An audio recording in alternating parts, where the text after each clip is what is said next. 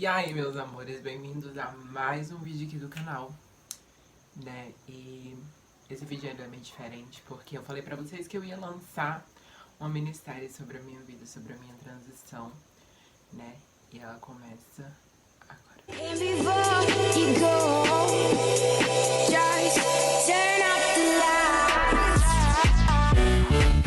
Vou contar um pouco pra vocês como foi o começo da minha transição, né? E todo começo de transição para uma mulher trans é sempre complicado, principalmente porque passamos por várias dificuldades, né? Então, com 15 para 16 anos, eu parei pra pensar, parei pra refletir. Eu era só uma adolescente, eu já tinha engatado num relacionamento prematuro, né? Eu comecei a namorar, eu tinha 13 anos de idade e eu achava que eu era um menino gay. Então já comecei um namoro, engatei um namoro com uma pessoa mais velha que eu, 10 anos mais velha que eu.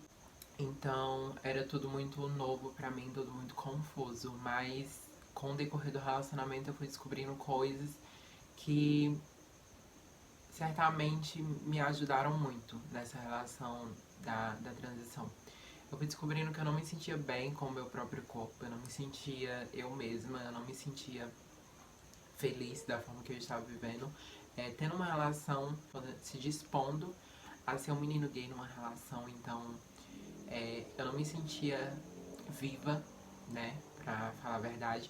Então, com o passar do tempo, desde o começo do meu namoro, que foi aos 13 anos até os 15 para 16 anos, eu comecei a ter todo esse pensamento de por que eu não estava feliz, se eu tinha um relacionamento, se eu estava vivendo aquilo da forma que eu queria viver, se eu já tinha contado para todo mundo, se todas as pessoas já sabiam, por que eu não me sentia completa.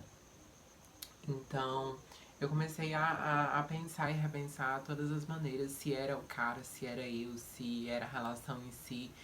E eu cheguei à conclusão de que não era nenhum dos dois, né? Não era nem ele e não era a relação, era comigo. Não era um problema, mas era uma solução que eu teria que buscar. Então, teve uma vez que isso aconteceu que eu não me esqueço nunca, nunca. Eu fui pra parada LGBTQIA+, da minha cidade. E chegando lá, encontrei uma trans, né? E eu era muito afeminada, eu era uma daquelas gay muito afeminada. Então eu fui pra essa parada, tipo, totalmente montada. Porque eu era um menino gay, então teoricamente eu estava montada. Eu cheguei nessa parada e ela olhou pra mim e pra uma amiga minha, que inclusive também é uma mulher trans. E ela falou assim: você ainda vai ser uma travesti. Eu olhei pra cara dela e falei assim: nunca vou ser que nem você. E está aqui eu hoje, né? Anos depois, sou uma mulher trans com muito orgulho. Sinto muito orgulho da pessoa que eu me tornei. E eu fui me adaptando a todos os processos que eu tive que passar, todas as coisas que aconteceram nesse decorrer, né? E principalmente da minha própria aceitação, porque o preconceito ele já começa com a gente, né? Ele já começa consigo mesma.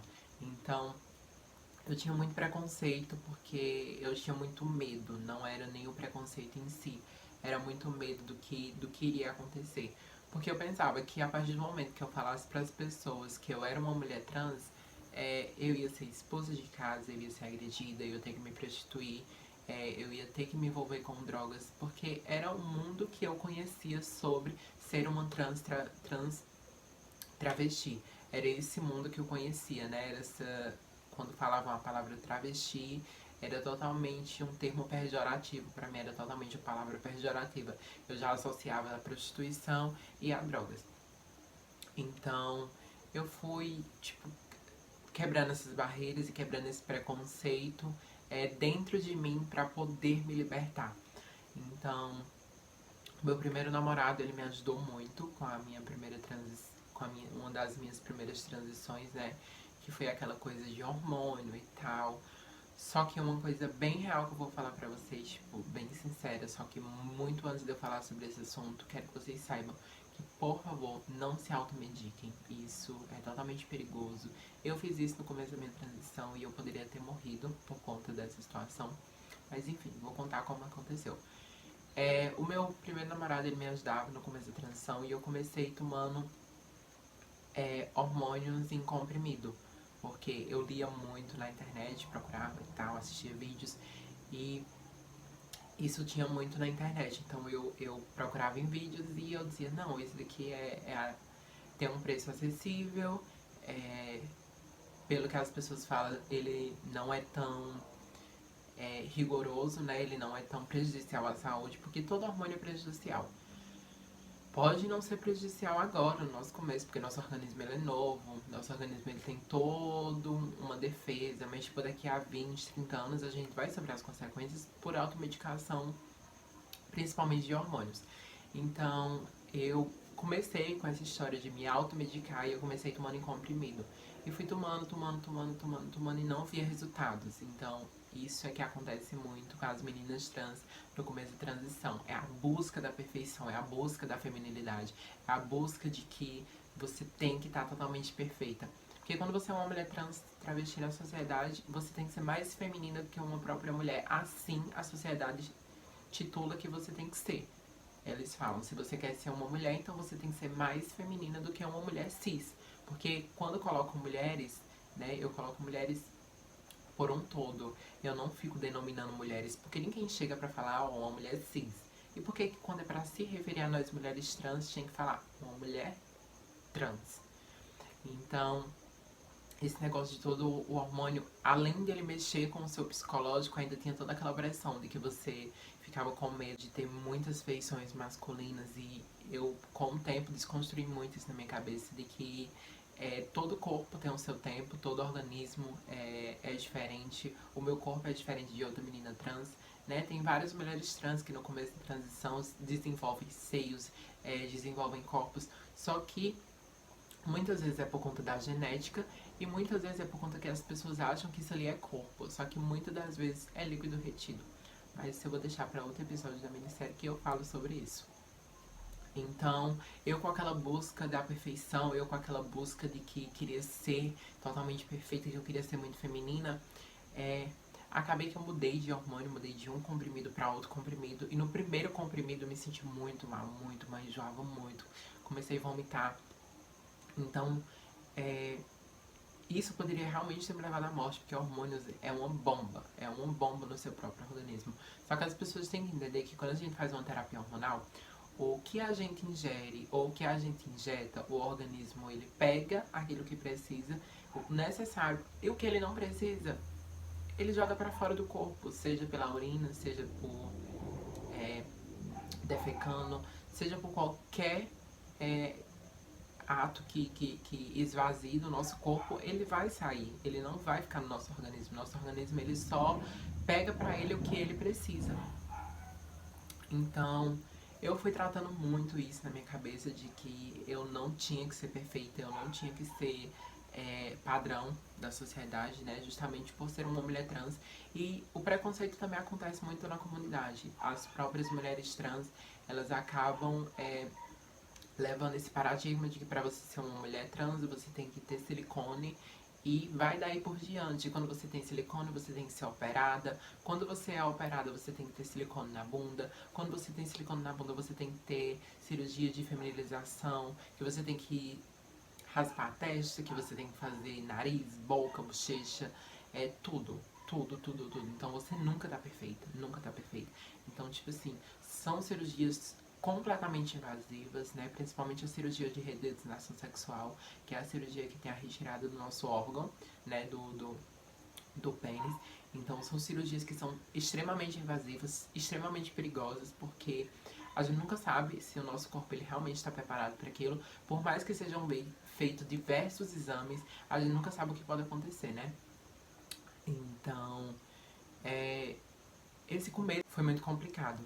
Então, eu fui aprendendo a respeitar o meu tempo, né? Se realmente era o que eu queria, eu tenho que respeitar o meu tempo como mulher, eu tenho que respeitar o meu tempo como pessoa, né? E como ser humano também, saber que meu corpo, ele exerce limites, ele tem limites, eu só poderia ir até determinado ponto. Então, pra mim foi tudo de boa. né, de boa entre aspas. Depois desse tempo que eu comecei a ter essa aceitação, eu não procurei médico de forma alguma, porque muitas de nós mulheres trans sabemos, e homens também, homens trans sabemos que a saúde pública ela é muito negligente se tratando de nós, pessoas da comunidade LGBTQIA+. Então eu não procurei médico, mas logo em seguida eu comecei a trabalhar na farmácia e a minha farmacêutica, ela me indicou um hormônio adequado, né, mas tipo, com todas as recomendações, eu fazendo exame, né, eu vendo se meu organismo estava tudo ok, mas com esse passar dessa coisa dos hormônios, com essa coisa de toda a terapia hormonal, eu fui percebendo que, além de mexer muito com o meu psicológico, né, de que iria mexer com a minha aparência, mexia muito, muito com o meu psicológico, eu ficava muito mal em relação a muitas coisas, e o meu organismo, ele simplesmente mudava, ele mudava posteriormente, então a cada vez mais, ele estava cada vez mais feminino, então eu não sinto sintomas que uma mulher cisgênero sente porque ela tem um útero, mas por conta dos hormônios eu acabava tendo as células, né? Não sei se chama células ou alguma coisa do tipo, que o hormônio ele me deixava muito frágil mentalmente, ele mexia muito com o psicológico, então ele me deixava muito estressada, às vezes muito chorona, né? E isso acontece até hoje, porque pra quem não sabe, tratamento hormonal é pro resto da vida, a não ser que algum dia você comece a fazer algo que empate é, todas as feições masculinas, que empate toda essa produção de hormônios masculinos no nosso corpo. Então, é, fora a questão do tratamento hormonal, eu também tinha a questão de toda a mudança do visual, de toda aquela coisa de que eu tinha que parecer mais feminina por conta do visual. Então eu parei de usar roupas masculinas, por um tempo eu ainda usava, principalmente quando eu era para ir pro colégio, porque toda a minha transição aconteceu justamente no tempo que eu estava no ensino médio. Então, se no ensino fundamental já é complicado, imagina no ensino médio. E eu estudava em escola tempo integral, então pra mim era 10 vezes pior, né? Em um episódio eu vou contar a história em relação aos banheiros, né? Em relação aos banheiros que como eu usava, tipo, o que já aconteceu. Mas vou deixar pra outro episódio, vocês vão ver logo em seguida. Então, vocês já vão se inscrevendo aqui no canal, deixem um like, compartilhem com os amigos de vocês. Ativa notificações pra quando tiver vídeo novo, vocês já saberem que vai ter vídeo novo.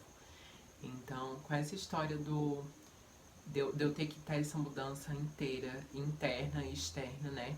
Eu fui percebendo que o que eu buscava era muito mais uma personalidade dos outros do que a minha. Então eu precisava descobrir minha própria personalidade. Então vocês me veem, tem hora que vocês me veem muito feminina, muito patricinha, essas coisas, tanana. Tem hora que vocês me veem, tipo, toda aleatória, com a roupa, blusão de homem. Eu amo também esse estilo, né? Mas eu também gosto de estilo de me arrumar, de ficar toda princesinha, de ficar toda menininha. Mas eu também gosto de outros estilos, de ficar mais confortável, de vestir um moletom, de vestir uma blusona grande. E tá tudo bem. Só que no começo eu precisava muito ser feminina, muito mesmo, porque era toda uma exigência da sociedade para comigo e toda uma exigência da minha própria cabeça comigo mesma, que eu tinha que me tornar mais feminina que uma mulher cisgênero, né? Pra ser notada, pra ser ouvida, pra ser paquerada, pra ser olhada, pra ser chamada de bonita, pra chamar atenção. Só que só pelo fato de eu ser uma travesti eu já chamo atenção, porque a travestilidade ela é muito ampla em vários aspectos, né? E principalmente em saber que eu sou um ser, né? Que travestilizou.